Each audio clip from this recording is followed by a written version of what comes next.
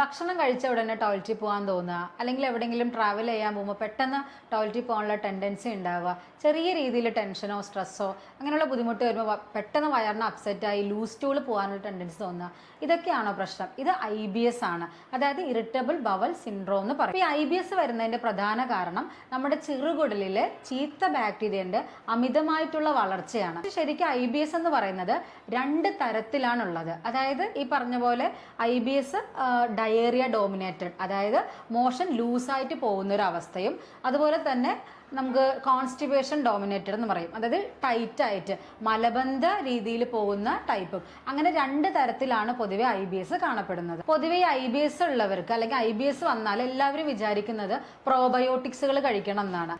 തൈരോ മോരോ അല്ലെങ്കിൽ യോഗോട്ടോ ഇങ്ങനെ അടങ്ങിയിട്ടുള്ള പ്രോബയോട്ടിക്സ് കഴിച്ചാൽ നമുക്ക് IBS ട്രീറ്റ് ചെയ്യാൻ പറ്റും. പക്ഷെ അതിലൊരു ചെറിയ തെറ്റുതിരുത്തലുണ്ട്. അതായത് ഈ IBS ഞാൻ പറഞ്ഞ പോലെ 2 തരത്തിലാണ് കാണുന്നത്. ഒന്ന് ലൂസായിട്ട് പോകുന്നു മോഷൻ, ഒന്ന് ടൈറ്റ് ആയിട്ട് പോകുന്നു. അപ്പൊ ഈ 2 കണ്ടീഷനും നമ്മൾ 2 രീതിയിലുള്ള പ്രോബയോട്ടിക്സുകൾ കഴിച്ചാൽ മാത്രമേ നമുക്കത് മാറ്റിയെടുക്കാനായിട്ട് പറ്റുള്ളൂ. ഈ പറഞ്ഞ പോലെ IBS ലൂസ് മോഷൻ ആണ്, അത് എപ്പോഴും ഭക്ഷണം കഴിച്ചുകൊണ്ട് ലൂസായിട്ടാണ് നമ്മുടെ മോഷൻ പോകുന്നതെങ്കിൽ അവിടെ നമ്മൾ സക്കാരോമൈസിസ് ബോൾറാഡി പോലെയുള്ള പ്രോബയോട്ടിക്സുകളാണ് ഉപയോഗിക്കേണ്ടത്.